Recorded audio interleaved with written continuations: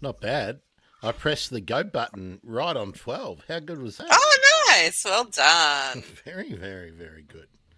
Um, now, tell us about, while we're doing our pre show special Yes. chit chat, Yes. I've got to do some thinking about presents for Christmas this year. So, Mm. have you seen any really good books in the sub $50 price range that bird nerds could be interested in this year?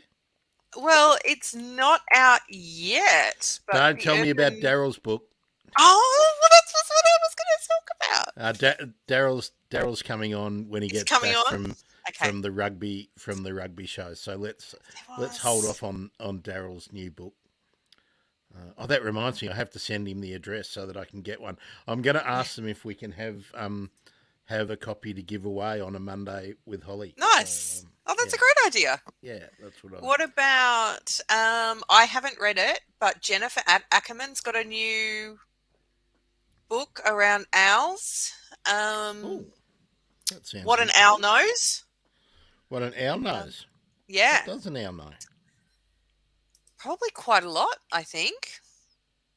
I think maybe you have to read the book to find out. I haven't read it myself, but I've heard really good things about it. And so it's definitely under $50. That sounds good. Um, have you seen any like guides or how tos or anything like that? Um, there was Ricky's new book will yes, be out by then, yeah, so amazing. that will That be sounds good. great. And then of Uh, course Daryl's book, and then I think wasn't there a new? Didn't they do the Australian Bird Guide as a condensed version? oh, well, that's not new. The red one, Well, yeah, but it's yeah, but that's a very good one. Although if yeah, that's a very very good one. But then we'd want to probably tell people to get the full version, yeah, wouldn't we? yeah. Hello, Facebook. I wonder if that's Naomi in early. Naomi, I did get your email too, by the way, so we'll actually talk about that next week. Next week will be oh no, later this week I'm going to do a dawn chorus, and I'm filling up the calendar, Holly. I'm going back to trying to do something every day and Good, do more special things. Oh, that's hello. amazing, More Facebooks are coming in. Hello, hello, lovely. hello, hello, I hello, just hello. popped it in our Facebook group too. Very good. Now, what we do have to do, Holly, while we're doing Mm, housekeeping while we're live but not actually started, yeah. we need to set it up. I'll send you the instructions so that we Mhm. can stream to your group and to Mhm. your followers at the same time Yeah, that sounds great. uh, that we do this too. So yeah, Amazing. I think that would be good. We haven't been making the best mileage No, let's do that that. That sounds really that good. we could have. Yeah, I think that would be good. Um, I've um, I just got a tweet from all the way from Birds Caribbean, and they're saying Oh, um, uh, uh, uh, uh, saying that the what did she say? Spotted doves sound cute. We have a few different dove species in the Caribbean. nice. I might address that tweet Hmm. while we're talking, because I think that's interesting. I'm really liking the spotted doves lately because they're all doing their nesting thing and going Mm. um, hugely randy. But guess what's missing around here lately? What? Crested pigeons. I'm just Really? not I'm not seeing them in the last few weeks. Interesting. Okay. So I'm wondering whether see I haven't seen spotted dove aggression, but I'm wondering whether they're Mhm. actually driving the cresteds away, or well, we'll save this for the next Yeah. uh, yeah for the discussion. Oh, Okay.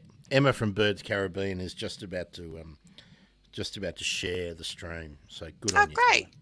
Good on you, Emma. She must be watching. Um, All right, let's let's do this. Yeah, why not? Da da da da da. Oh, should I? Are we I should counting put. down? Yeah, we got to do the countdown. We Yeah. got to do the countdown. I'm just deciding which one to do. I'm Okay. making a new one, by the way. Oh, nice.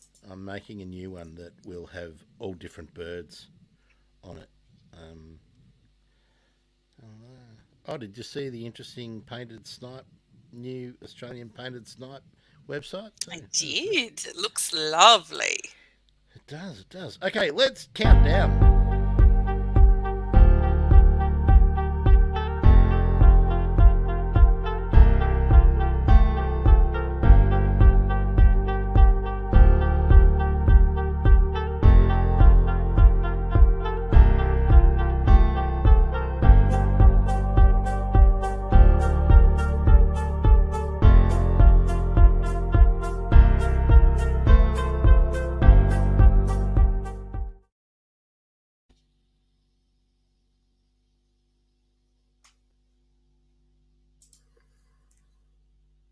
Hello, bird nerds. I'm Grant. I'm a bird nerd. I don't know what's going on. It's very, very slow to respond.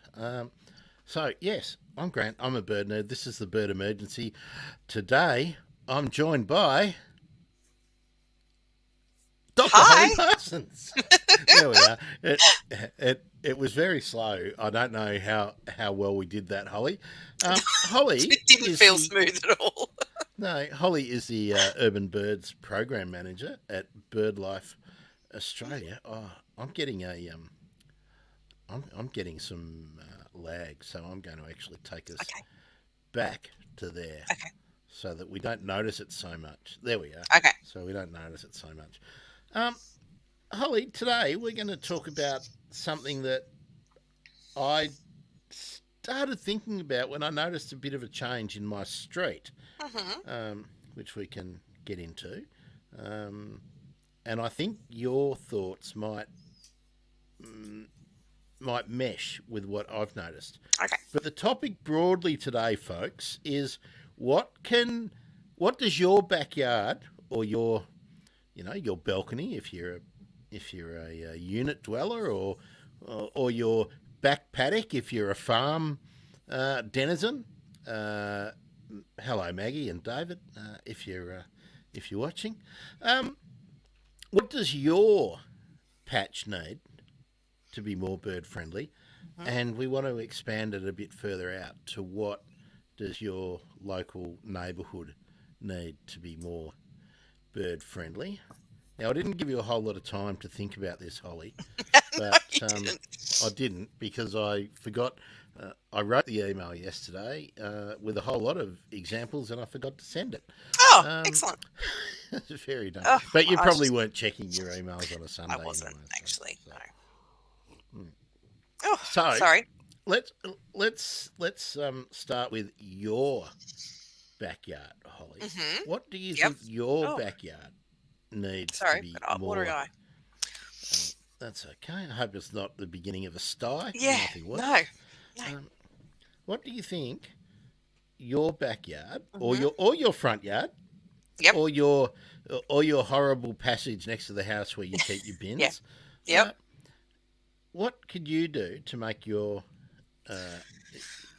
domain Mhm. more bird friendly?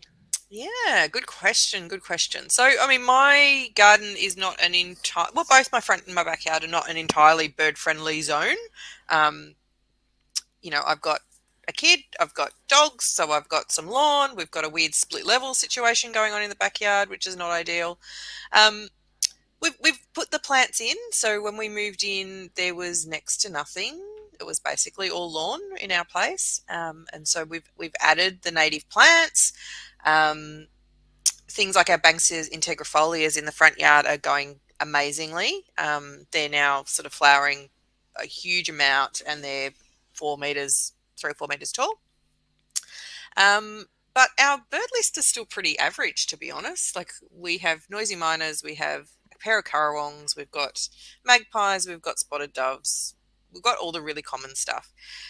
So we're kind of in the situation where we've put the plants in, but we haven't seen the big payoff yet. And I think that's largely because it's not necessarily what we're doing in our space, it's what's going on in the neighborhood as a whole, which is impacting what we've got. Okay, I can't let that go without Mm, you no. talking about what is happening in your Mm, neighbourhood that yep. is that is affecting what's coming into your space. Mhm. What is it? I think it's a general lack of canopy, I think, more than anything. So we have a park down the road, not very far away at all, which has a whole bunch of eucalypts. It's really actually well established. But outside of that, there's sort of just isolated trees. There's not sort of a really tall established canopy in our street. And I think that's a huge part of it. And so we have a bird community that's dominated by noisy miners, which is not allowing a whole range of other things to come in. Um, so I think that's a big part of it. I also, have quite a few cats in the neighbourhood, quite a few wandering cats, which means that even if we got small birds back in our sort of street, it would be pretty hard for them because there's a lot of predators around, basically. Um, that's mirroring what I'm seeing Hmm. here, Holly. But I'm going to start with something positive Okay, go. that not that I can do, that we Hmm. just did do at my Yep. place, and um, we saw out someone had put an old, really awful bird bath, two part bird bath. It's really shallow, but it had been put out on the nature strip, Hmm. for so we scavenged that, and Nice. instead of it being sort of this psychedelic metallic green, it's now a terracotta color, and it's been out in front of the place under our what is it, a Chinese Japanese maple, out the front of the front bay window, Hmm. positioned in a spot where I'm hoping it will reduce bird strike if there's any, if birds are startled. So it's only been out there a few days, I think 2 or 3 days. The birds haven't really discovered it yet, but I go out and top it up every morning, and Nice. we'll hopefully, as the weather is expected to get quite hot Hmm. this week and in the next fortnight, hopefully that will be a plus. I haven't done it in the backyard because Shadow is often in the backyard Hmm. and he just barks at birds. So any birds he sees or that are in the tree or up on the roof, he just barks and barks and barks. Yep. So I'm not thinking that we're going to get much mileage. And also because we're a car-free household here, we've got a driveway with the fence that borders the neighbours, and uh, in the front yard or the front driveway bit, the neighbours also have a garden bed behind. So the next project is to, when I see big pots that people have put out on the nature strip, Hmm. I'm going to just be collecting them, and I'm going to start putting um, just some small size and medium shelter plants and flowering and insect attracting plants in those, and I'm going to give them to the neighbours and put them against our uh, backyard front fence, boundary fence. So That's that's great. going to be that little project, and I don't know. I might get, if I get really into it and I find lots of pots, I might just make them available to any bird emergency viewers and listeners in Melbourne who Nice. would like to drive past and pick them up. Uh, Amazing. well, I think I'm. yeah, I think sometimes you have to actually do things for people Mhm. to encourage them to take it up. So Yeah, well, I mean, those Banksias that I was saying, I planted two from tube stock. I don't know, it must be about 6 years ago now, and they're now really well established. They're beautiful, and so I've got Banksia seedlings, like germinating in my Great. front garden bed. So I've Are you been. are you potting them up and giving them to Mhm. people? Good. So I've just potted up a big batch of them. I've lost some, Yeah. but that's my plan. Is I'm going to be giving away as many of them as I can get to into a decent sort of tube stock size. I'm going to go out to anybody that I know who wants them too. And I'm having a bit of fun germinating a few seeds and just having a play around, getting some wildflowers and things to germinate at the moment, and bring a bit of colour into the garden. Yeah, that's great. I think that's what you need to do, especially to encourage relatives and whatnot. Just Yeah. they're often not going to go out and buy Hmm. plants that you tell them to buy because they go to the nursery and they'll go, yeah, what am I here to get? I'm here to get a Hakea sericea, a Yep. Banksia integrifolia. Oh, look, African violets. Pretty. Yeah. Oh, look, cyclamens. Yeah. Oh, tulip bulbs are in flower, and then yeah. So, Yep. I'm actually going to do something in the next couple of weeks, as after the footy finals, probably when everyone starts to really turn their attention to their garden. I'm going to go and take uh, visit a few nurseries with the idea of having $100 to spend, and what would I Hmm. buy if I only had $100 to Nice. because I have no idea what's actually in the nurseries at the moment. So we'll have to wait and see. Um, God, there's something weird going on. I think with our Facebook today. But Oh, really? well, yeah, people are just coming in, dropping off, coming in, dropping off. Maybe Okay. we're not very entertaining today, Holly. That could Maybe be it. maybe Who I knows? haven't said shit or bastard enough today. Um, I don't know. I don't know. Now. Tell me, tell me, Mm, tell me, tell me. So, well, you've said you've put the plants in at your mhm, place, so you're sort mhm. of waiting for the birds to, Yep. to come. But you did mention that you've got noisy miners, magpies, and currawongs. Mhm, Now, all of those things sort of say that's going to be really tough for your little mhm. birds Yep. to come in. So, tell me, have you got lots of small prickly plants that you've popped in? Give us an Yeah, idea that's of right. what you have put in. Yeah, so that's sort of mostly in the backyard. So in the front yard, I've planted those the Banksias, and I've planted some Grevillea sericias, which are kind of prickly and have very small flowers. Yep. I've got some Coria reflexa, and I have some coastal postman running Canidia vine, which I Okay. kind of grew up on a bit of a fence. Canada Um, prostrata, yeah, or have that's you? it. Yeah. Okay. Yeah, so Running postman. Yep. yeah, running poston. Sorry, which went a little bit nuts. I overdid it. I have to Well, admit with the vines.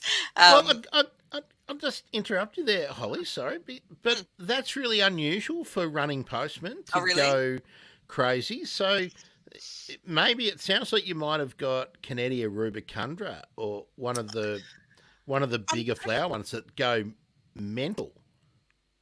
no, I don't think so. I mean, I got it from my council nursery, who are usually really good at, Oh, then I at sort of their then I labels. love your variant because Yeah, it's because the one from down here doesn't really go rampant. It will cover a patch of ground quite mm, nicely, mm, but very very rarely have I seen our local one mm. attack a fence or head up a tree. So that's great. Yeah, yeah. It's taken. I've had to take some out, and we have to regularly sort of give it a hack back. Otherwise, it's right up the tops of the Banksias and causing a bit of chaos. I really like that. Can you Yeah, take a photo of that and yeah, send sure. it to me? Yeah, yeah, I'm, we'll I'm, do. I really do like that one. Um, how how far along are your sort of shelter plants? And like Hakea sericea is a great one, Yeah, although it so does get quite big. so they're about they went in the same time as the Banksias actually, so it must be about 6 years old now. So there's still some space to fill in that front garden, and that's why I'm going to go with some sort of wildflowers and a few small shrubs to try and fill that space. In the backyard, I did again some more corias. I had planted a few sort of little yellow buttons and things that didn't do particularly well. I did some Westringia. They've grown really well as Which Westringia one did you does. use? Just the standard coastal Fruticosa? rosemary. Fruiticosa. Yeah, Yep. yeah. So they've gone really well. I've got this really great dense thicket in one corner, um, and then I have some Melaleuca armillaris, I think, are the ones that I've got in the backyard. Um, and I've got the other side of that area. I've got some native grasses that I'd put in around a little pond that I'd built. Um, Or so tell us which grasses you used. Did you I use the can't remember. Pennisetum, Danthonia, Themida, I Lamandra? No, Um, no. Oh, I've got one lamandra, but I know my lamandras. I cannot remember which of the grasses I put in. I've got a couple of little dianellas in one corner that are or maybe fine. the But Poas. yeah, Maybe you put in the I could have. yeah. I can't remember off the top of my head. So I sort of planted them around a little bit of a pond. I literally just used a plastic kids pond that Yep, we had yep. and planted that in. It's all a bit. Hard shell, one of the hard shell Yeah, ones, one of yeah. the scallops or something. Yeah. It's not a scallop one, but it's a big round one. I was very impressed at how quickly we got a few frogs once we put that in. Yeah, yeah. But the garden needs a bit of TLC. We had a bit of an infestation of turkey rhubarb vine, Oh, um, yeah. Hard which work. is just hard Yeah, work. It's yeah. popped up everywhere, and it's a constant battle to. And I also have a dog that now has decided that she likes digging, and so she's made a little patch in the back there and dug herself a little hole. Shadow likes to lie in shallow water, so he'd be lying in Oh, your pond. yeah, yeah. So We actually had to put some great metal over the top because I've got one who likes to swim too. likes to just lie in Yeah, the yeah, yeah. They're funny, aren't they? yeah. In According to Oh, another Amazon customer, oh, the Wizarding World's premier expert on animal life hits the big screen in North America on November 18th and number 8212, with a menagerie of fantastical Alexa, creatures shut up. Thank you. wow! Yep, Always listening. it's weird. Yeah, and it's weird what they pick up on. Gosh. Sometimes we'll be watching the TV, and if I've got the door from my room open, either Google or the Amazon device Mm, will. I've got two. I've got the two of them here because yep. they have access to different music. Mm-hmm, mm-hmm. So yeah, they're weird, aren't they? And yeah, they're always listening. So whenever I'm watching like YouTube or whatever, they're listening and thinking it's stuff that I'm saying. So it's Yeah. pretty cool. Pretty cool. Anyway, sorry, I interrupted. We were talking No, about the that's okay. dog lying in the yard. Yeah. Have you done any like design stuff in your yard, or have you used the features and the lines that you already had, like the straight lines? You said your backyard has got two levels, but have you done anything like created curved garden beds, or did you already have straight ones? Like, tell us what you've done. Yeah. So literally, my backyard. I should have taken some photos, though it's a bit of a disaster at the moment. Is sort of is paved at the bottom with retaining walls, and Yeah, then you go upstairs to where it was grass. yeah. Before we owned the property, there used to be a pool that was caved in, Okay. and so then it was just grass up there. So we kind of had a blank slate. We've got a shed in the Snake back. habitat. Yeah, Good snake habitat. Yeah. yeah. So had a shed in the back corner. So we've as I said, have a kid who needs a bit of space to run around in. So we've got the trampoline on the grass. Thankfully, the dogs are lazy, so they don't need a lot of room to run around. And then I literally just marked out some garden beds, a big garden bed myself, took up about a third of the yard, and just curved it and just put some edging in and did it that way. As I said, it's my sort of next month or so. I need to get back in and give it a bit of a tidy up and get a bit more mulch down and weed it and all that sort of fun stuff. Have you got But yeah, Labradors? no, I've got greyhounds, so they're Oh, lazy. are they rescue greyhounds? Yeah, yeah, Yeah, okay. Well, that mm, explains why they're hmm nice and lazy. They do. hmm Um, yeah. and big hello to Harry Sadler and his Yes, greyhound. yes. There's a few of us out there. A Yes, few little yes. greyhound owners in the conservation community. It's good.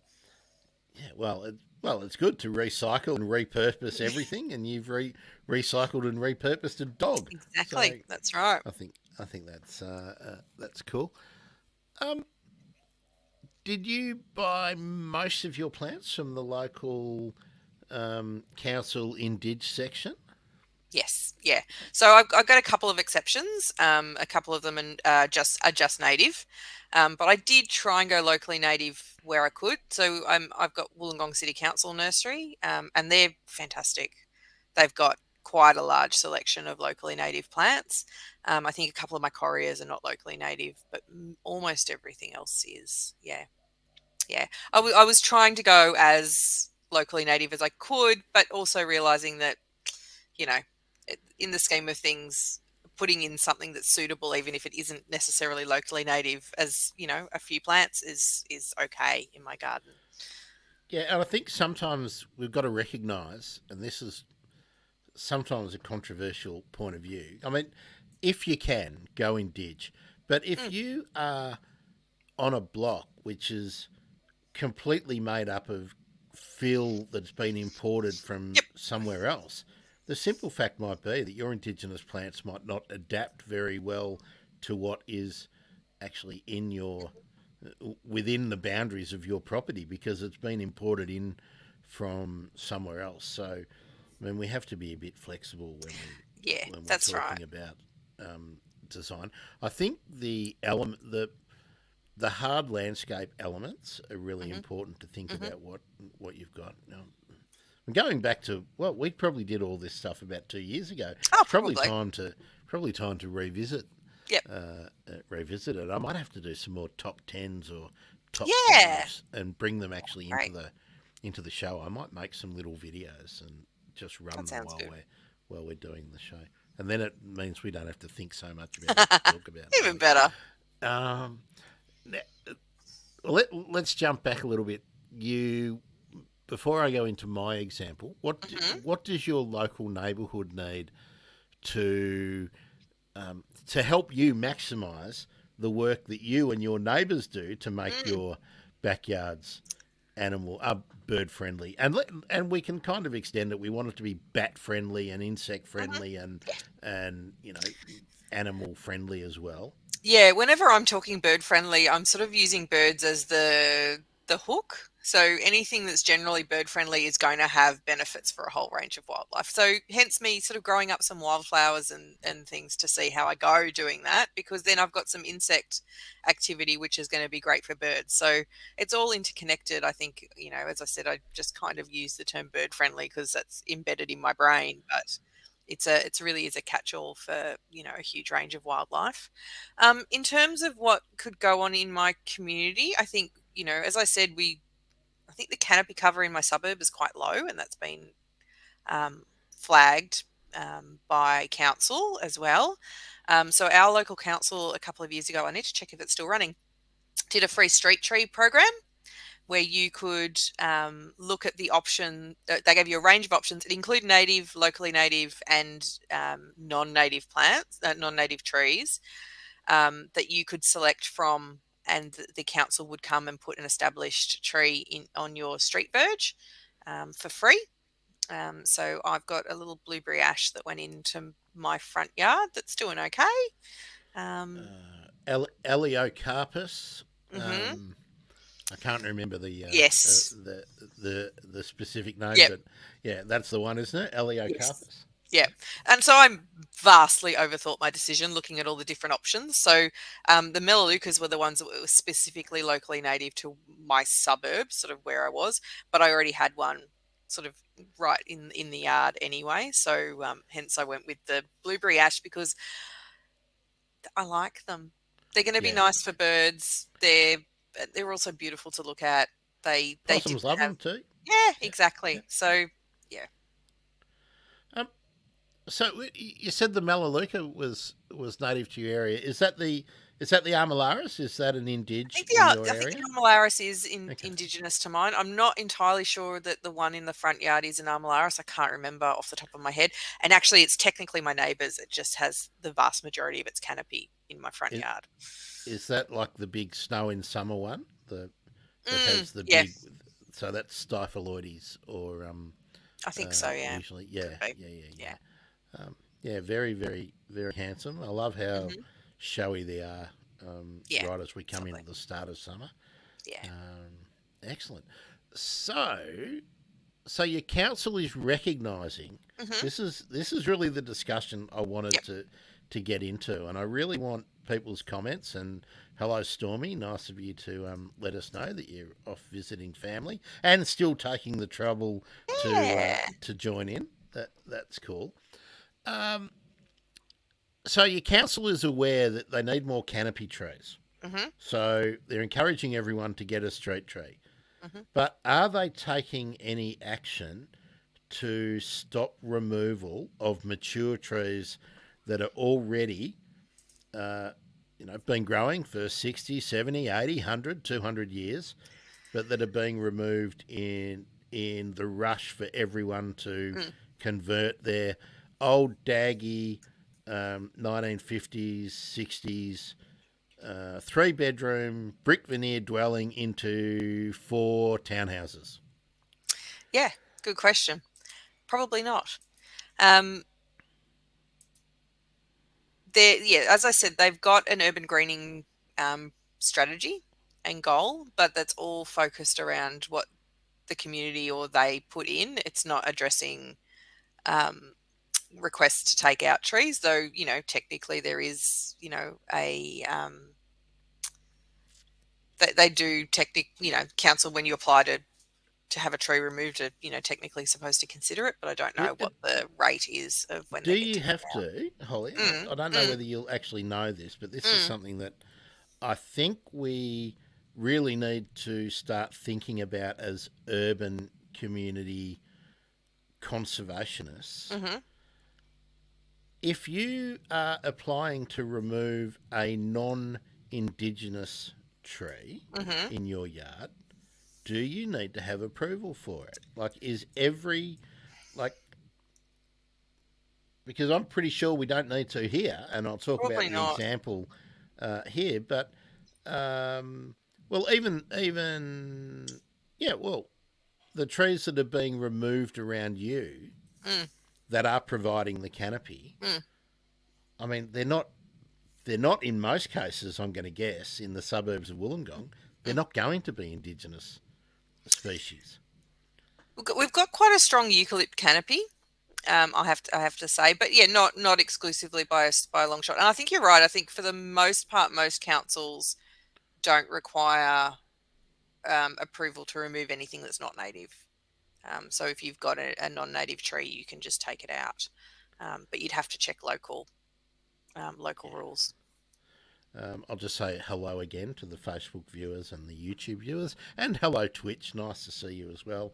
I cannot tell in the system we're using whether anyone on LinkedIn and the Bird app, formerly known as Twitter, which is now has a vaguely pornographic name. I don't know if anyone's watching. We are streaming to there, so if you want to say something, you can on all of those platforms apart from the former Bird app. And join in. Let us know what you could do in your backyard to make it more bird friendly, or what your council could do. So here's what I've noticed. I don't know, Holly. Do you remember when I spoke about the starlings in some Grevillea robustas that I thought were actually feeding on nectar? I couldn't tell whether they Vaguely drung remember a this hole conversation. in the flower, but I was seeing all these starlings in these Mm, Grevillea robustas. For those of you who are not up on what a Grevillea robusta is, it's the silky oak, yeah, which is a Grevillea that grows into a big tree and has oh, lovely huge. yellow Yeah. orange flowers and are massively nectiferous. They they make a lot of nectar, and it will at the height of the production in some localities it will just drip from the plant. Um, you'll see lots of ants and butterflies and Mhm. beetles, everything getting in there to get to take advantage. It's a real bounty. Lorikeets love them, and in my street there were two large, very large ones. Mhm. I would hazard a guess, 50 years old, 40, 50 years old. And in the same block, the same housing block, was a very large Acmina smithii or Eugenia smithii, the lily pilly. Now, in the last 2 weeks, they've all been taken down. Oh. And they were within maybe, apart from the park and the street trees around my park, which those of you who check out First Seen and Heard, you will be familiar with, because I'm usually in it when I do my First Seen and Heard. There are no substantial large trees left in the street, down my street and in the street behind there. And this is happening all over my suburb, and coupled with what the council did, which I've commented on before, but I can't for the life of me understand, when they replaced and added street trees in the last 2 years, they've put in non-native trees. So all of the established streetscape from the last 40 or 50 years has been eucalypts, melaleucas, callistemons. And now somebody in the council has taken the view that, no, we're going away from that. So now we've got Largostromias, which is the decorative crabapple, crepe myrtle. Ulmus parvifolia, which is the Chinese elm, and a whole heap of other ones, which seems to me to be insane when all of the native plants that are established are being removed from the locality. So by not even thinking about it, they will turn the suburbs into native bird droughts, like deserts. Sorry, Yep. Just by not applying any thought, and I've mentioned this before, where I don't know if they have ecologists on actually working in these councils, and if they do, I don't know what the planning department do in terms of interfacing. And it's a bit like the whole idea of having a voice to Parliament, Holly. Yep. If you have a body that is consulted and said, they might say, hey, have you thought about this effect that might happen downstream? I just wonder how many, like, conservation officers or anything, I wonder how people get blinded to this idea that, well, what we've got to protect are the indigenous trees and the significant historic trees, because everyone's got a historic tree register, pretty much. But these Grevillea robustas and the lily pilly, they were really significant trees in my local area, and they're gone. Yeah. They're just gone. And nobody who is developing for units is ever going to plant a tree, ever.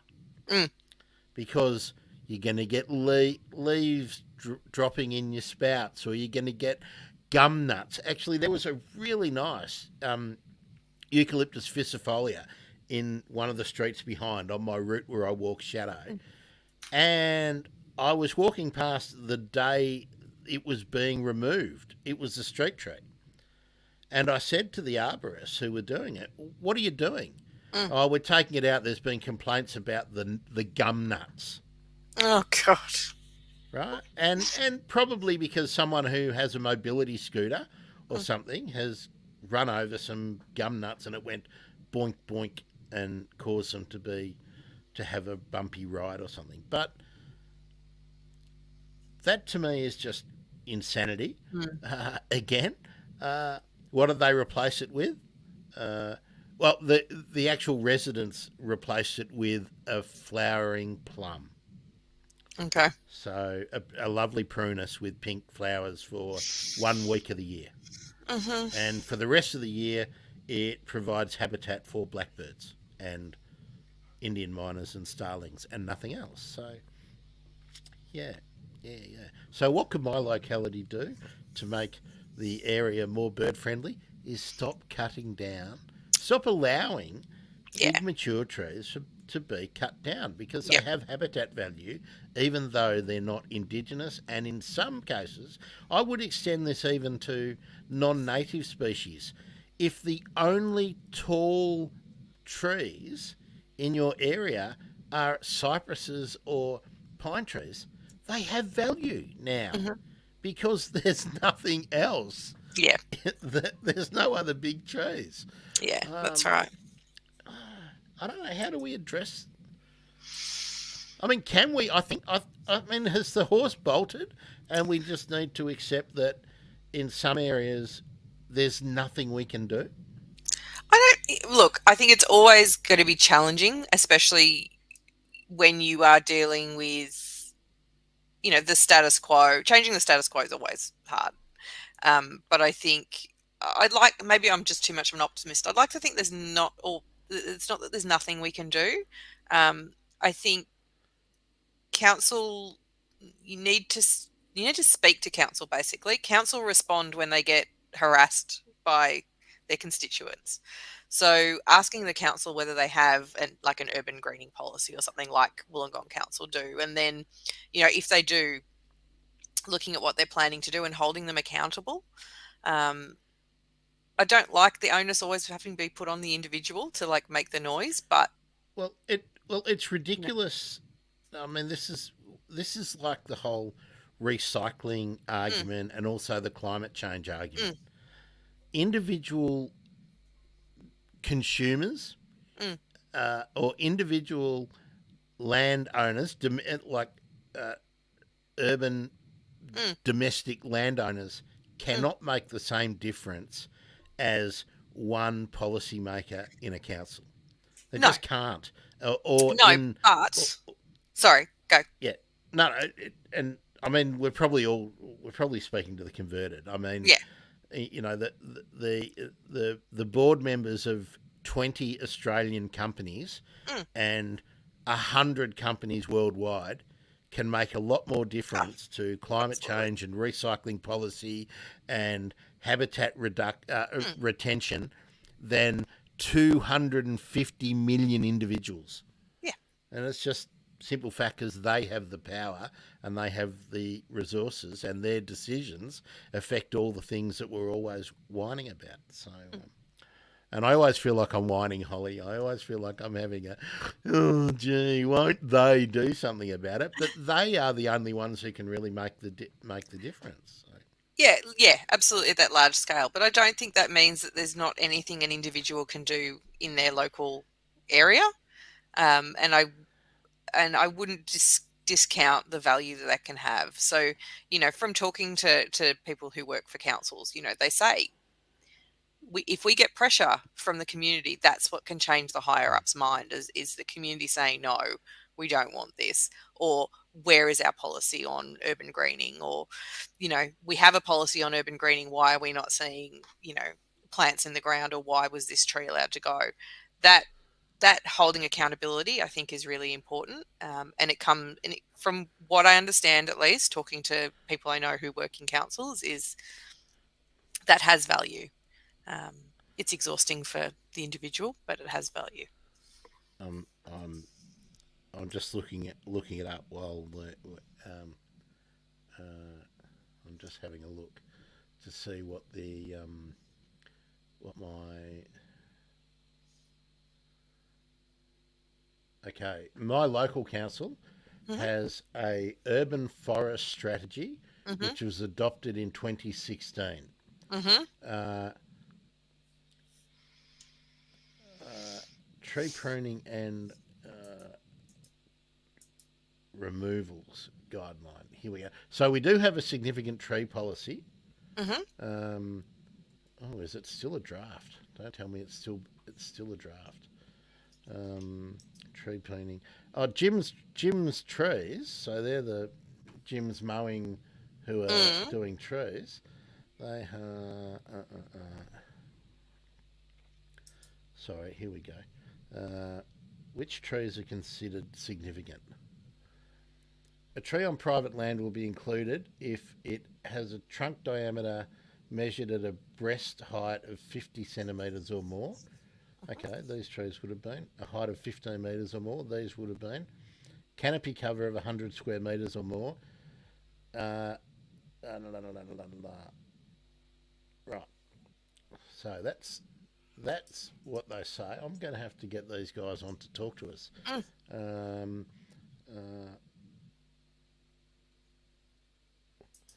Heat islands, there's a whole lot. Okay, I'm going to have to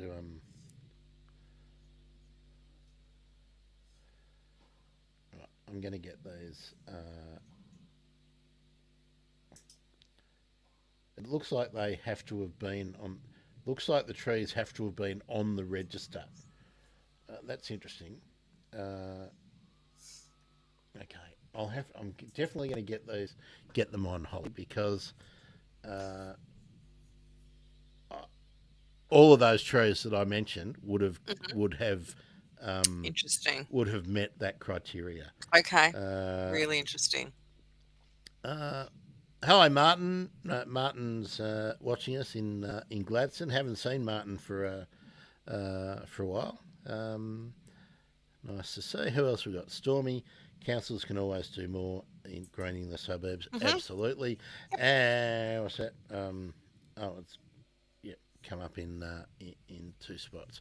Definitely, that's true. Yeah, I might invite them on, and we might do a bit more on this, because what frustrates me is we've nearly every council has got a policy like that, right? Yeah. But they're still cutting the trees down, which means to me either people are cutting them down, not getting permission, and nothing happens, or every application to cut down a tree gets granted because it has to be weighed with that, well, it's my bloody land and I can do what I want with it, and people don't want to deal with developers who have got money behind them and the process of the objections. Like, if you say no, then you've got a lot of money against you to go through the objections, which ties up resources of the councils, which don't have enough resources. They're always telling us that, to refute those objections. So I don't know. Doom and gloom. Let's see. Well, Murray and Martin are with us, and I hope Naomi and the rest of the Riot Squad are in the house. Tell us what you think about your local area, what could be done to improve the bird friendliness, and we especially want to know about your own backyard. But while we're waiting for that, Holly, yes, I'm going to put up the controversy from last week, and I'll be interested in your thoughts on this. I have some, but I think this article, when it comes up, please come up. There we are. Now I'll be reading bits of it. We talked about this in my last live stream, and I couldn't.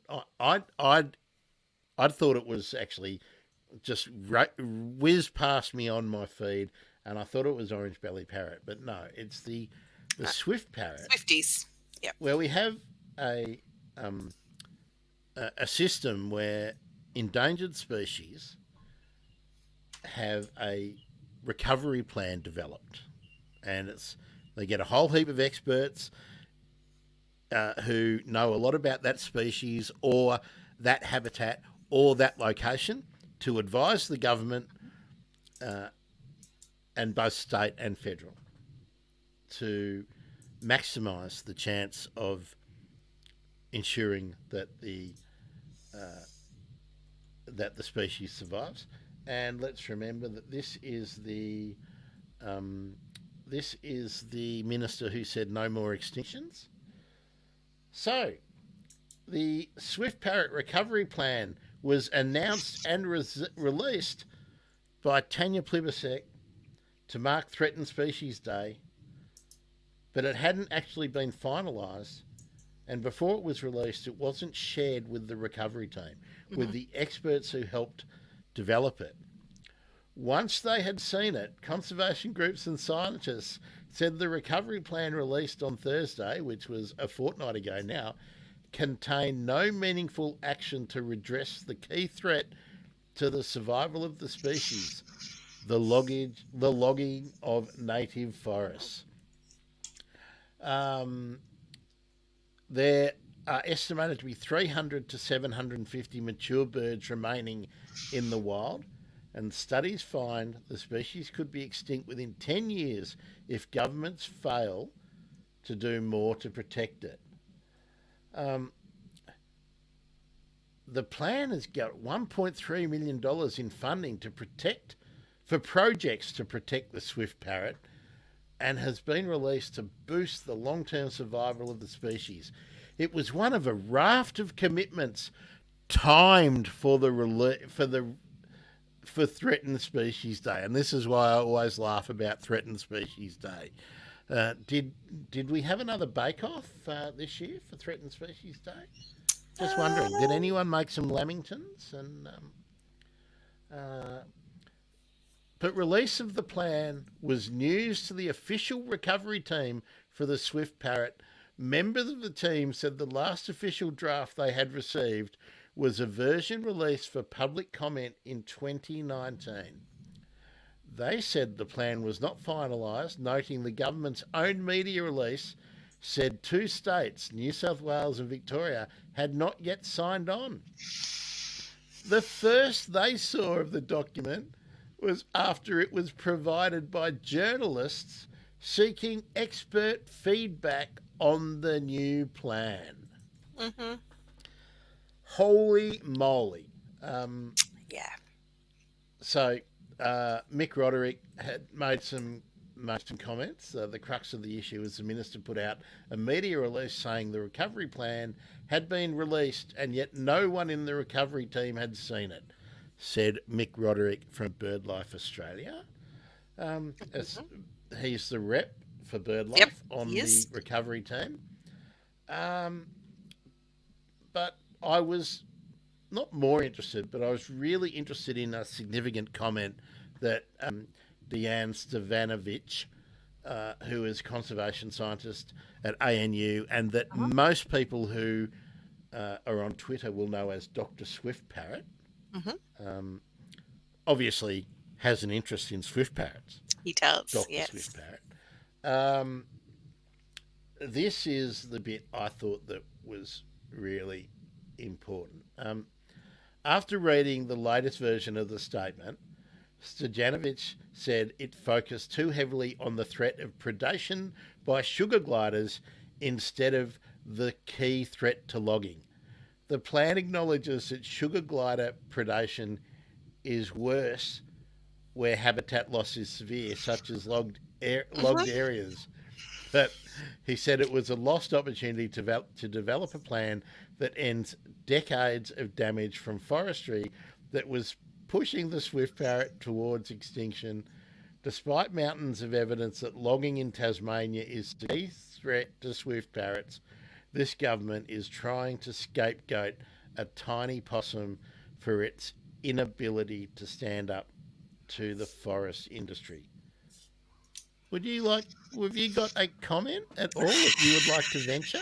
I think Dee's actually summed it up quite well, to be honest. It's incredibly frustrating that, the amount of time and effort that people on like recovery groups like this, that are experts, put into this work, and then to have, the not only, not be notified that the fact that this plan had been completed, but then for the plan to be it hasn't been completed still. Yes, that's the key. It hasn't been completed. No. Plibersek just wanted something to release on Threatened Species Day, so it's all about PR. I get so annoyed. I've been saying this for years, and good on the Guardian and Lisa Mm, Cox especially yep. for always being on top of these sleight of hand that the Hmm. governments, and it's both governments that Yeah. do Oh, this crap. absolutely. Yeah, yeah, Yeah. Um, absolutely. It's oh, really it's really disappointing, and it's again just not addressing the crux of the issue, not addressing the the thing that will make the biggest difference to conserving these birds, and will be effective, is to stop logging in Tas and and instead, and yep. and in on the mainland Oh where yeah, they of come course. to Yep. feed Yep. when they migrate. So even if Tasmania stops all the Mm, logging in mm, all the breeding areas, mm. there's still going to be nowhere for them to Yeah. bloody eat Yeah. on the mainland when they migrate, Mm. which is one of the key issues. But look, let's give some kudos, some ticks uh, to a couple of decisions that have recently Okay. been made too. Well done to the Victorian government for ending duck hunting. I think Yes. is that now official? Is that I think I think it they've is. certainly flagged it. I think Yes. so. It looks like there'll be no blasting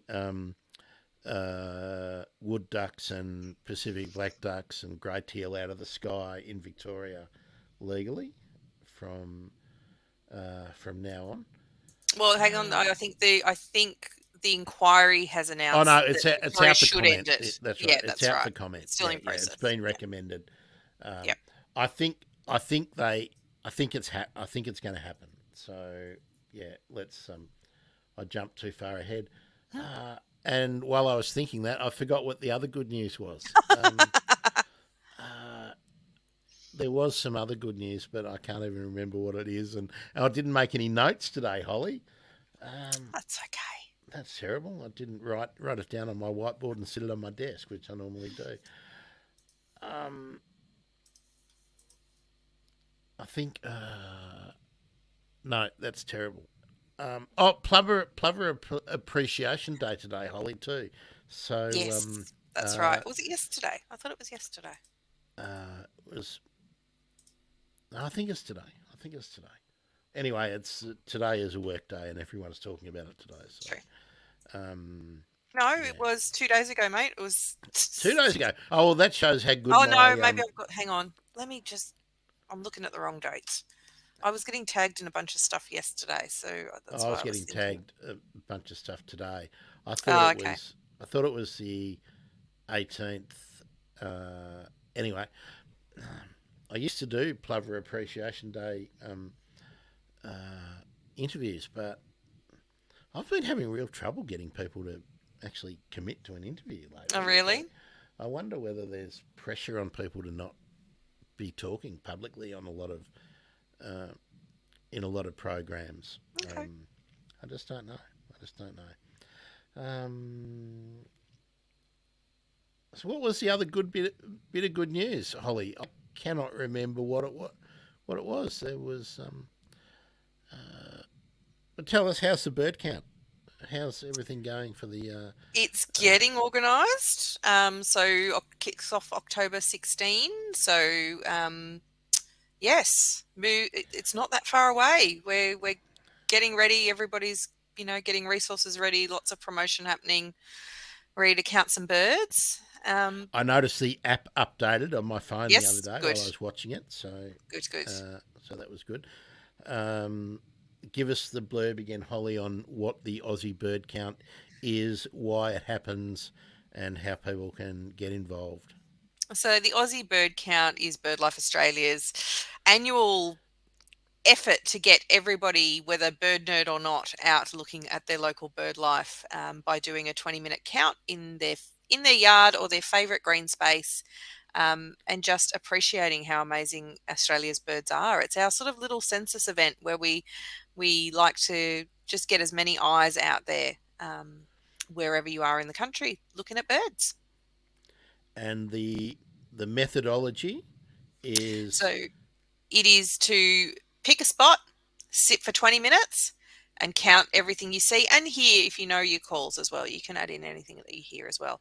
The aim is not to go wandering around really far. It's to actually sort of stay pretty put and just see what's coming into the space. You can do as many counts as you like during the week, though, so you can go to other spaces and do counts at other times as well. Yeah, so simply, if you have a couple of places in your neighbourhood, or if you want to do your backyard, Yep. do your backyard at 8 o'clock in the morning for 20 Yep. minutes. Yep. Then when you go on your walk at 10:40 or 8:40, you might do 20 minutes when you do At the the school local drop park or off. something. Yep, Yeah, or exactly. school drop off, Yep. and you can do that sitting in your car for 20 minutes, and then when you go to the supermarket and you park in the car park there, or if there's a park across the road or something, go there. Or if you're visiting your mum or their nursing home or whatever, and you're doing Exactly. that regularly, you can do that. But each count is 20 minutes. The Yes. the app, well, I haven't looked at it this year, but last year was really good. Yep. If you are putting in golden shouldered parrot and you're in Hobart, the app will sort of say, I don't think so. Maybe Um, not. yeah, so, and it has the photos of the Yes. birds that you think you might be seeing, so you can Mhm. do a little check. Is that a Yep. starling? Yes. Is that a imperial fruit pigeon? Oh, maybe it is. There's Maybe it's not. Maybe it's a top knot pigeon. I don't know. there's a Um, bird finder built in as well, so you can put in yeah, some info about the type of bird, and it will give you some possibilities with those yeah. photos. The data also gets vetted on the other end as well. So there are a bunch of staff and amazing volunteers around the country who sit and go through all the data that comes through to check and try and weed out any little errors that get in there. All right, Holly. We've got to talk about that then. What are some of the best?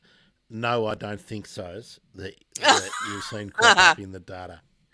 Oh, look, we've had penguins in Alice Springs before. So that's Yeah. obviously someone taking the Yeah, piss, taking the right? piss, absolutely.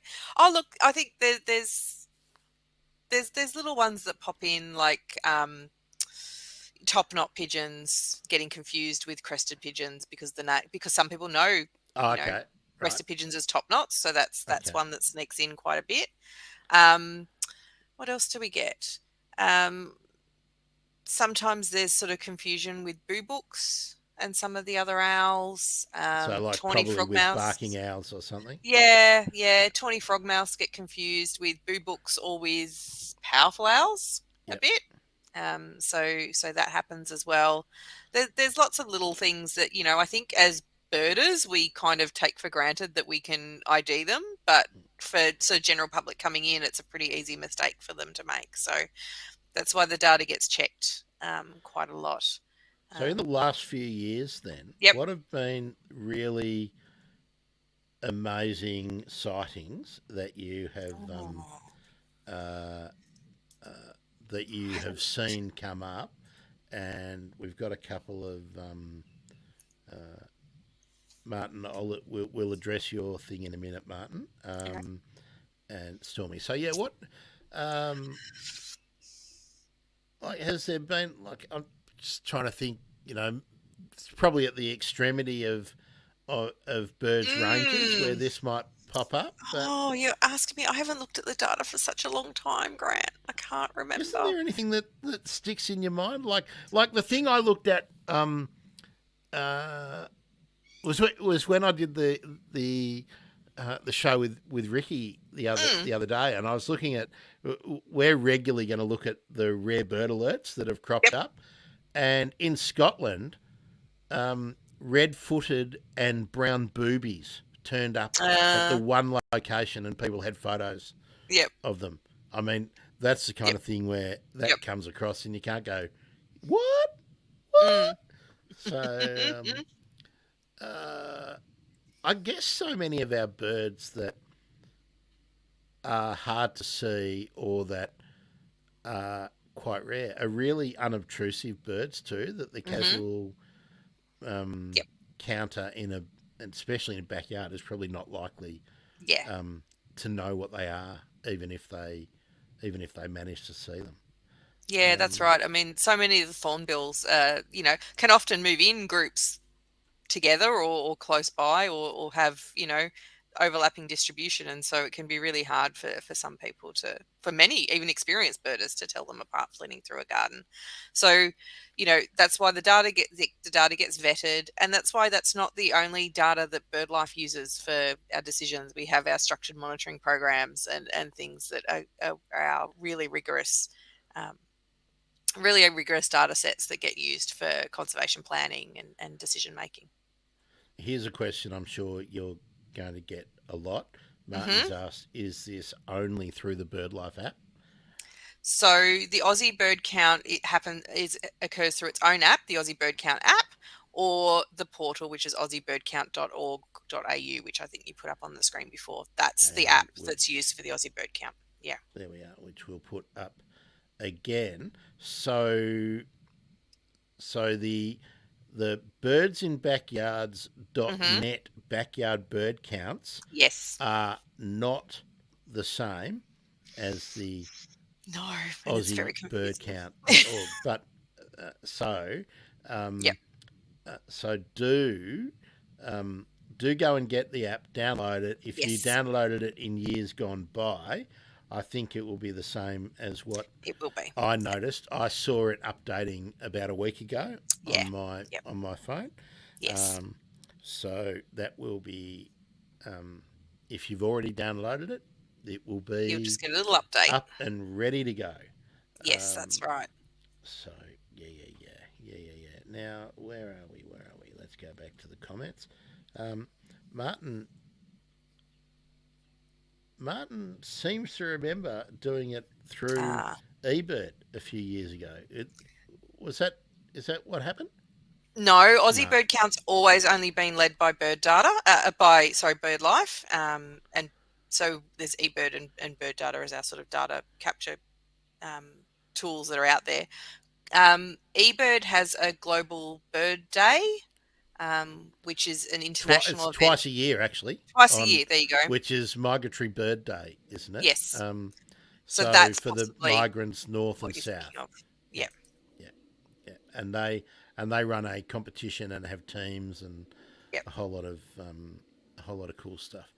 Yeah, yep, I've got to since I completely broke my routine this year, Holly. I need to get back into that. I used to cover Global Bird Day and yep. Migratory Bird Day It's called the and Global Big Day. I just Global checked. Big Day. Yes, That's right. yes, that's right. Which revolves around the bird fair that happens in England. So that's hmm where that sort of started. So Okay. most of what you'll see on Global Big Day will be English birders hmm going about their business. Yep.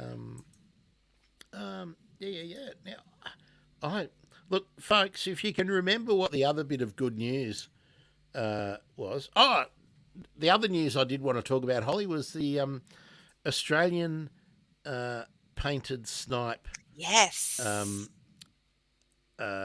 has its website hmm just been updated.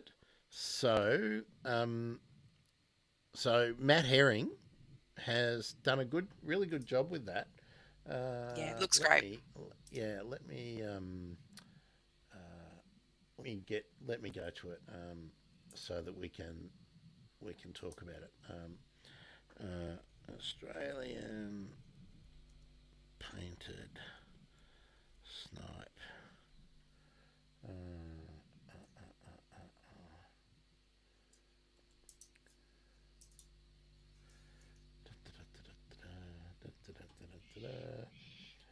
Where is it? Why isn't Google doing it? It's not being very good today. Um,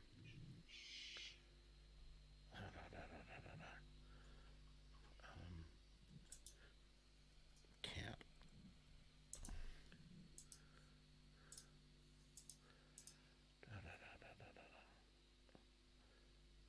I don't know. Why isn't Google bringing it up in the first couple? Anyway, folks, I will. I'm gonna get Matt back on, and we'll focus on that. Gee, it's not in the top 10 results. That's annoying. Well, it only just got launched, so it could be to do with how they've set Did everything. you just send me the link? I did just send it to you. Did. Okay, so let me copy that. Thank you. Thank you. I'll put that up in here and we'll post and go and then I'll share it. Oh, that's why, because it's a new it's actually a new Mm-hmm. there we go. Yeah, specifically for the it's Yeah, mostly for the tracking project. paintersnipe.com. Yeah. Yeah. So let's share that. Yeah, it's really really cool. This site, I reckon. It's beautiful. Because the videos show you the bird. Here we are. A great job. The videos are fab. The birds having a and look, 3 painted snipe in the one spot. That's pretty significant just on its own. So yeah, you can report a sighting, follow the birds that are being tracked. That's really cool. Pointing out some of the great spots that they've been seen lately, and yeah. So there's the page. You can track them. You can learn more about it. You can check out. Let's go to the recent sightings.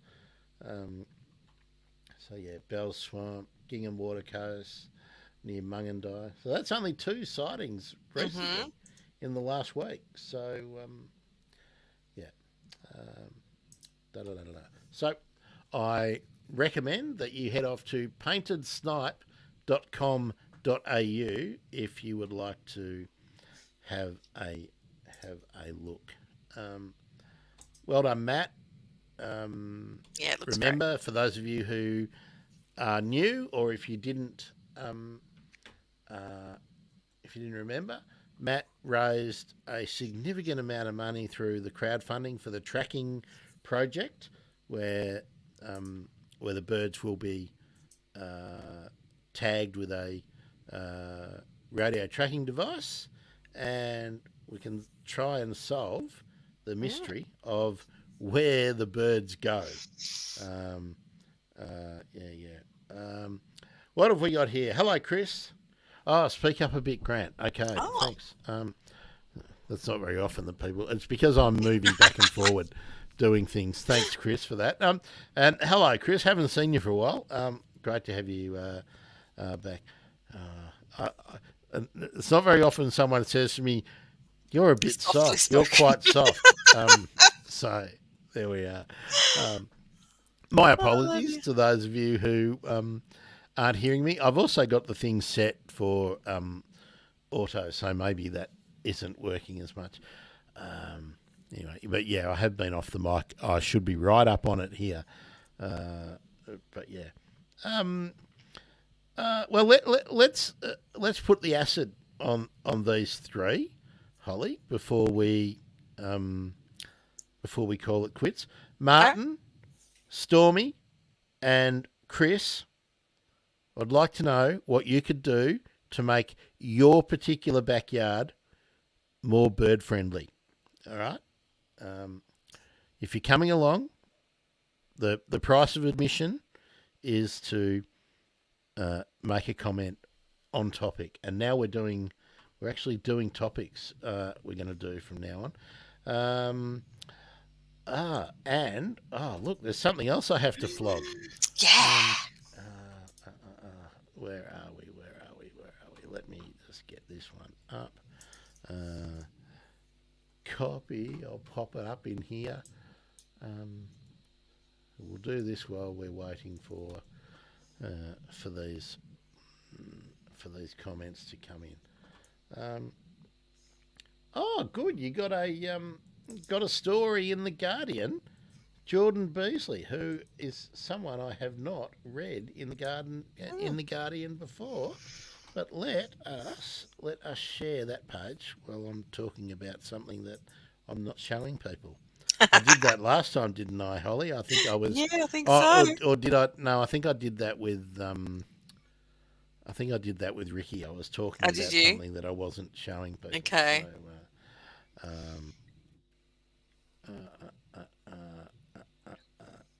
okay. Why did that not share? Here we go. Here we go. It's very slow today. I think it's because Oh, I've got a video page open okay. because I'm in the middle of watching a series and I didn't want to stop it. Okay, so Australian Bird of the Year, nominate your favourite. Okay, I'll be getting in on this. Yes. Now, last year the favourite was the Australian magpie, I believe. Is that No, right? so so we hold this event gets held Oh every two no, years. superb Superb fairy wren. Fairy Wren That's right. won, um, which has been which is my little favourite. I haven't decided where I'm throwing my weight this year behind. Um, so basically, the way it works is that people can go to the Guardian, and in the comment section, or they can you can nominate via Twitter and social media and things, um, which bird you want Oh, to see sorry, in. Holly. They Yep, they sorry. can't nominate through Twitter Oh, because because it's not Twitter called is Twitter dead. anymore. Yeah, Yeah, Twitter is dead. Sorry. but you can nominate via your social media platform of choice or through the comment section of the Guardian, or there's a form on the Guardian website as well. A whole bunch of ways you throw out and say, this is my favorite bird, I want it to be included. And then they run a competition where it's basically a knockout competition until there is one bird left standing. And so it's a really great way for people to, have a bit of fun sharing their favorite birds, but also push the issues that people are concerned about and raise the profile of some bird species that you think deserves attention as well. So it's always Okay. really interesting to see where these polls go, and what the issue is at the time that's sort of driving some of them, some of the big pushes that happen around some different birds. So I'm excited to see what's going to happen this year. Um, yeah. So, there we go. So, duly. Yeah, that's I forgot about that when the white ibis was Yep. the bird of the year 2017. I forgot Yeah, about that. that's all right. Um, yeah. Oh, Chris, by the way, Chris Coburn, where are you working? Outdoors at the moment? Let us in so we can uh, talk about that. Oh, why is that showing that? Yeah, you're not showing the article. You must be showing the pop-ups around it. Um, that's interesting because I am actually displaying it on the. Ah, I've got the lovely picture up there. Oh, here it is coming up now. I think. No, it's showing all the ads. no. That Oh is well. annoying, isn't it? Well, um, I will stop the share for the moment, and then we'll pop it back up. Maybe in a minute or so if it. Um, that is weird. Weird things are happening today. Um, Now here we go. What's Martin telling us? We've only got two small courtyards, front and back, have water out in both, and get Nice. magpies, blue-faced honeyeaters, brown honeyeaters, fig birds, and the occasional spice finch, or the spice mannequin, Mm. or the Bengal finch, which is another name for that one. Um, Now, I would imagine, Holly, that Mm. in a small courtyard, Mm-hmm. if you've got magpies and blue-faced honeyeaters, I reckon you're probably only going to get the browns that are fairly Yeah. pugnacious little birds, fig birds, and an introduced bird really coming in and being able to stand their own. Because blue-faced honeyeaters, if you've got a group of them, they guard their patch like the red Mm-hmm. wattlebirds and little wattlebirds do. So, Yeah, and that's thanks for the not a bad Facebook list love. for a small space though too. Like I think It is. I think no shade, for people that's No. their bird Oh list. no. That's a great bird list. No. Like, Absolutely. um, yeah. I reckon that's great that the fig birds Mm. are coming in. I'd be interested to know, are the fig birds coming in to use the water, do you think, Martin?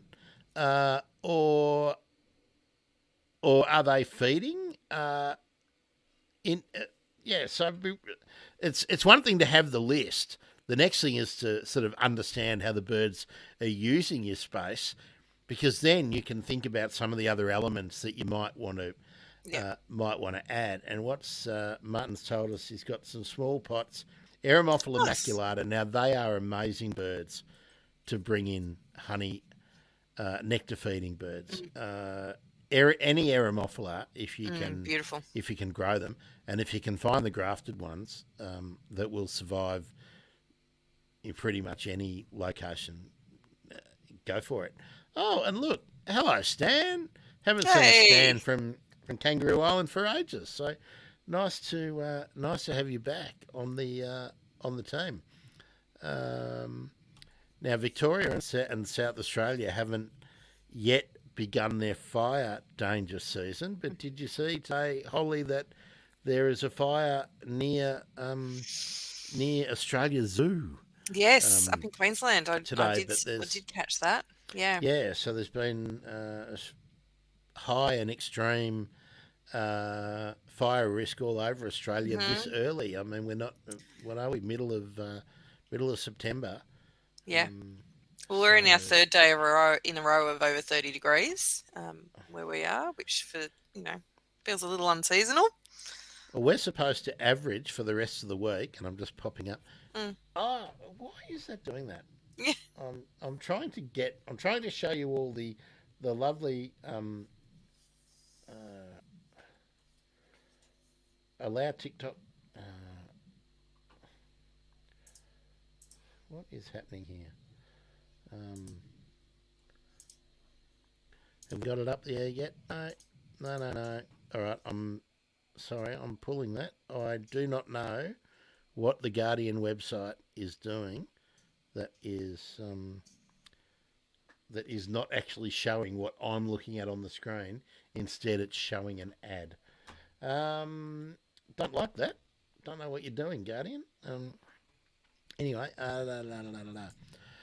so Chris, I'm speaking up loud and clear, wanting you, Chris, just to tell us where you are working outside.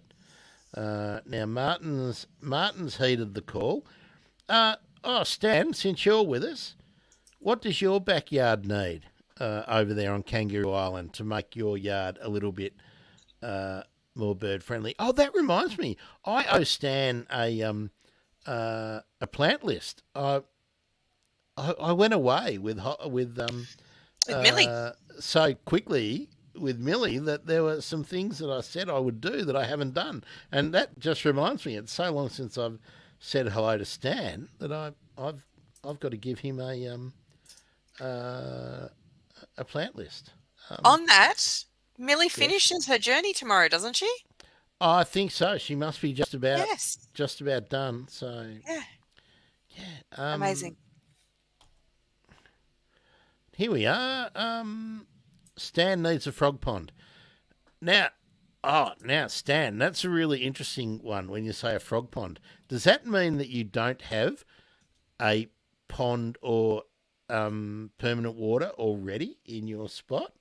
That's a really interesting one, because I'd love a frog pond, but I might be able to put some pots in the front yard, but I'm not sure we'd get frogs, because I don't really have any places adjoining my place where frogs might be, because it's all just units and almost completely paved out yards. So I wonder. I'm going to try it. Thanks for the suggestion, Stan. Now, Martin's got a hoop pine, which, for those of you who don't know, hoop pines are the big araucarias, of which the Norfolk Island pine. If you watch Home and Away, they're the trees in the along the beach that you always see in Home and Away. Something that the British viewers might might then be able to understand. Now they're a really good big tree. Magpies nesting in that. Okay, that's good. And that's something why it's important to understand why the big trees, even if birds aren't nesting in them or feeding in them, are important. Mm-hmm. They're trees that birds use to check out what's going on. Yeah. You're not going to have birds of prey like the Australian hobby if you don't have tall trees, because that's how they hunt. They get right up the top and they look, and then they dash out on their feeding sorties. So if you don't have tall trees, those birds just can't be around. Very interestingly, Grant, I've working with an academic at Western Sydney Uni, and that's a student project that we've just advertised for over the summer, is sort of looking at the value of sentinel trees for bird diversity. So I'll be able to give you some more info soon. Great. Well, we get a good student. And this is one of the things, and that's what I was talking about with having ecologists on staff who talk to planning departments. I just don't think these things are ever thought about. They think they got to have you got to have a tree where birds can feed and they can nest, and so we'll put up some nest boxes and blah blah blah. But you forget how birds use trees, right? They don't. When they're not nesting, they still need trees. Now let's see. Eucalyptus forest behind me. You're lucky, Martin, that you've got the eucalyptus behind you. Stan is giving Millie some congrats. Okay, so no rush on the garden. It's good. It's good now. Oh, I'm glad it's good. I have no pond or permanent water other than a bucket near the tap. Good. I'm sure that the birds will find the bucket near the tap. In my backyard during the hot weather, the sparrows find the bucket that we that drips that catches the drips from the hot water service, so it's nearly always full, and that the dog uses that, and so do the sparrows on a hot day. Naomi, hello, Naomi.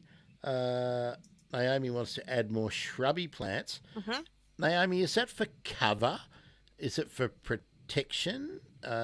Is it for food? Naomi's got a pond and just added another bird bath. I saw the kookaburra catch a small snake near the pond yesterday. Very good. That kookaburra should have been at the Blacktown Oval, where the AFLW teams had to wait for half an hour for a snake catcher to come and remove a red-bellied black snake that was only about this long, but still that did that. So yeah, that is cool. What's Stan? Look, you're all coming thick and fast at the end of the show. That's good. I think we have frogs in King's Coat. King's Coat, of course, is on Kangaroo Island, but someone down the road had one on her porch. Okay. Oh, look, honestly, frogs, it's almost like you provide it, they find you. It's really quite amazing, especially something like Perrin's tree frogs and things that are not that reliant on water. Like, they seem to be able to come around to any sort of little damp spaces. We find them in PVC pipes and all sorts of things around our place quite regularly. Okay. Thank you, Chris, for heeding the call. Chris is out there doing weed control on the rail trail up near Yale. Top spot. Chris, are you hearing many birds calling? I'm guessing I used to hear up near Yea lots and lots of whistlers. I'm thinking you've probably got some rufous whistlers going off around there, and they're probably being very territorial and very loud at this time of the year, because they'll all be they'll all have their smart dress-up breeding pants on, I would imagine. So keep an eye out for them. Good spot, Yay. Just up where the forested country really starts to get going. Oh, look, Naomi's kicking in now. We're all going now. I'd like shrubs for the little birds. I have so many little birds. that's really cool. Um, okay, Naomi said, I think insect attracting shrubs that provide cover would be great. Hmm. Um, I've removed some jasmine and want to replace it with cover. And Naomi has said, sorry, uh, this is what Naomi said. She said, sorry, I was late. That's okay. You're allowed to have other things to do. It's good that you're Oh, all coming in now. With the amount of comments we're getting, Holly, that makes me think that perhaps our next our next show hmm. could maybe be a few of these suggestions. Yeah, sure. Maybe something like a few insect attracting plants and some small spiny Yeah, sounds or good. refuge kind of plants for little birds. Let's do it. Um, yeah, so we'll do that. Now, what's next? Martin found a fair sized scat under the bird bath. Couldn't work out, lots of insects in it, couldn't work out if it was a frog or a bird. Now, I'm not really that up on what frogs do, but I didn't think No. frogs did scats. I thought they pretty much absorbed nearly everything they Mm, ate. mm. Um, Yeah, I think you're right, Grant. So this sounds like it's a pellet rather than a scat, so something that's been yeah, coughed up. yeah. Um, Lots in of which case it's insects in it. probably a Yeah, currawong. Currawongs are pretty notorious for coughing up insect-filled pellets. there we go. Um, So, Martin, take a photo of it and send it yeah. to me, and we'll talk about that. Maybe next time Holly's on. Oh, I love this, Holly. Look at this. Hey, spot on. Thanks, Chris. Yeah, I thought that's what Yay. I remember last time I was up at Yay, and Yay, and I was expecting I'd see some golden whistlers, and I didn't see or hear any. It was all roofies. So Hmm. so that's great. Thanks, Chris, for filling us in on that, and thanks for getting out there doing some weed control on the rail trail. Because of course, for those who aren't in Victoria and don't know, the rail trail is it's a disused rail reserve where there used to be uh, country passenger rail out to Yea, and Yea is not far from Healesville. To give people an idea, it's also not far from it's central Victoria, so it's in sort of a straight line from Healesville across to Seymour. I would guess if you did a straight line, you'd be getting through. Yeah, it's near Buxton too. Um, but yeah, great spot. Now, Holly, what are you telling me? Oh yes, okay, Holly.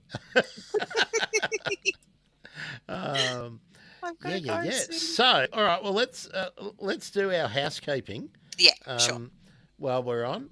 Yes. When's the next green dot day that I'm going to put up on my wall? Which, for those of you who do not know, the green dot on the whiteboard means Monday with Holly. So, So I'm uh, off for school holidays for a couple of weeks. So can we maybe say the 16th of the October? Is 16th, that okay?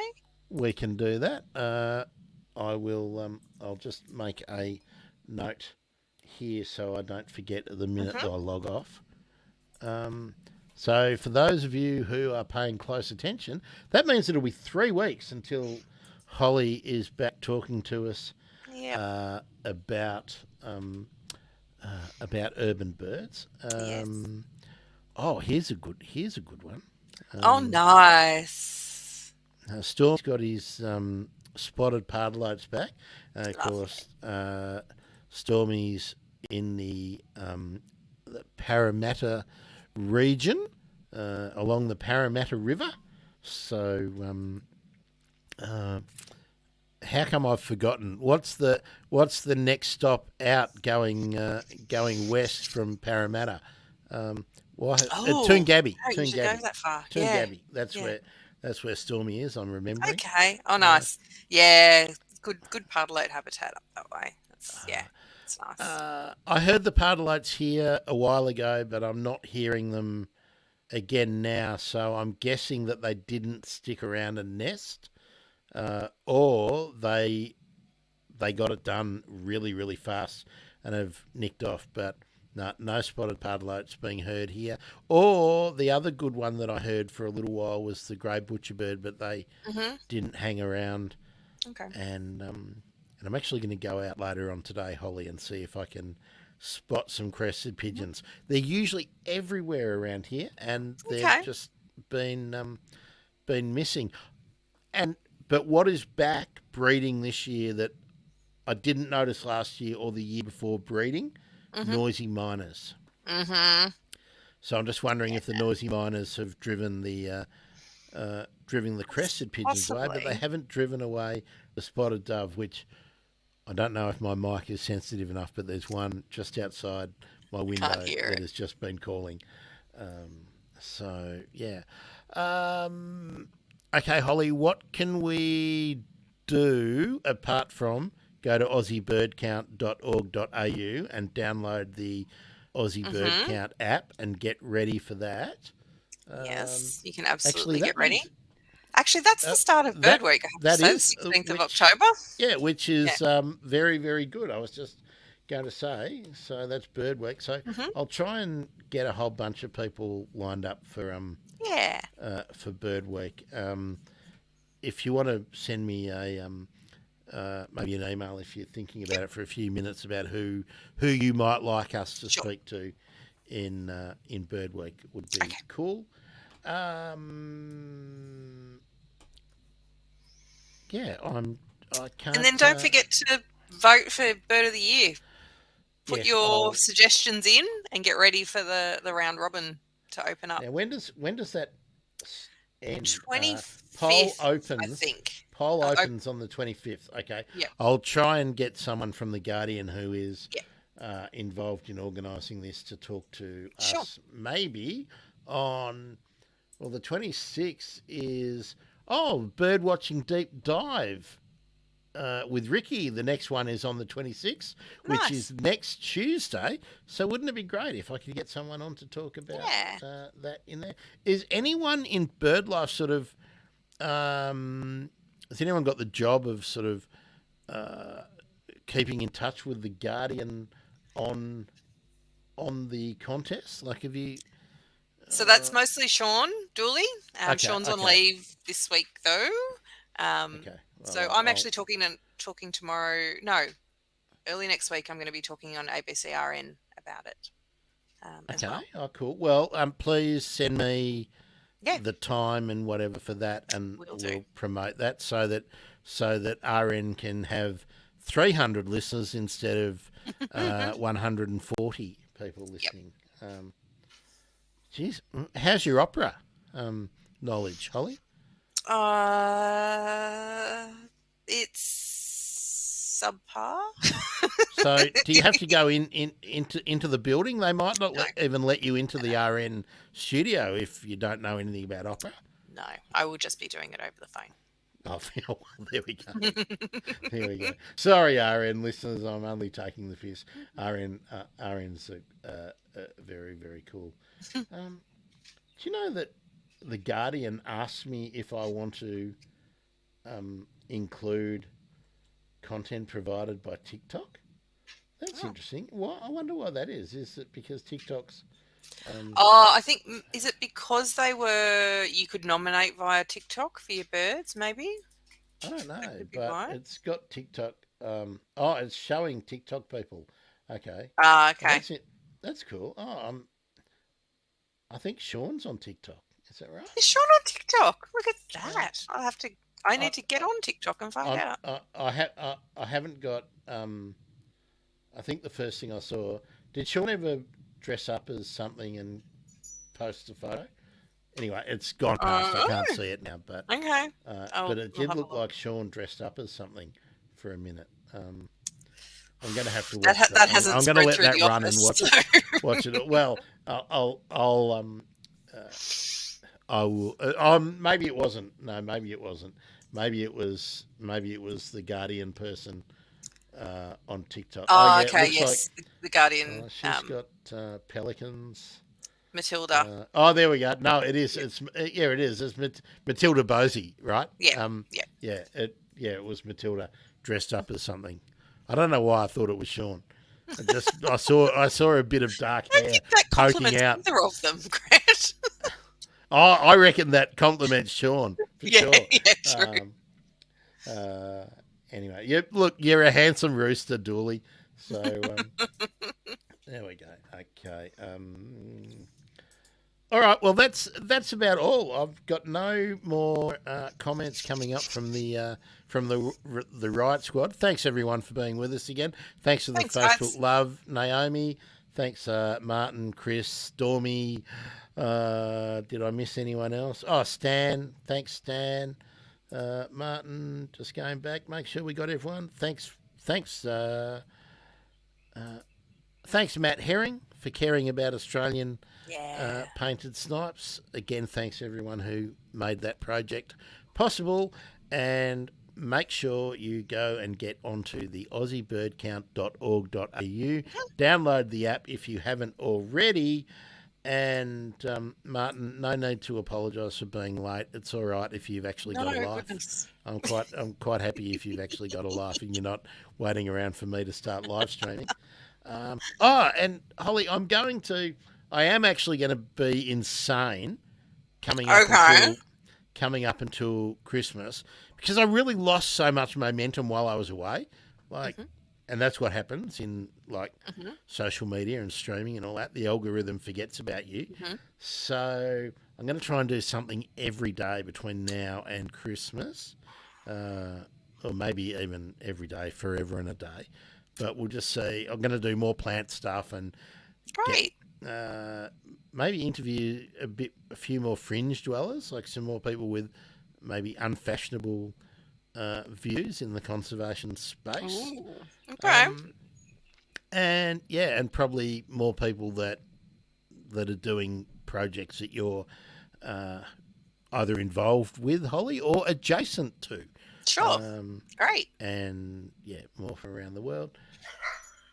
And the last thing I want to say, Holly, is if people want to submit ideas, people, or stuff. Look, here we go. Don't encourage me, Naomi. Don't encourage me. Looking forward to the daily shows. If people want to tell us stuff that we can talk to, oh, hello, there's one of the greyhounds. This is Bob. Hello, Say hi, Bob. Bob. Hey, Bob. How are you, Bob? Oh, you can't hear because you've got No, headphones can't on. hear. I did create the email addresses that I threatened to. Submit at the Bird Emergency or submission at the Bird Emergency. There we go. Great. So I thought so. Send in your people you think we should talk to, projects you think we should know about, or anything interesting going on in your yard, your neighbourhood, your whatever. And I always like to follow up on what people think I should do. Sometimes I think that's a shit idea and I don't do it. But sometimes I think that's amazing and I do it. Excellent. Holly, thanks again. We'll see you at the start of Bird Week, which is the 16th of October. By then, Collingwood will be the premiers and we'll have forgotten about football and we can just get on with springtime in bird nerd world. Thanks, everyone. Bye.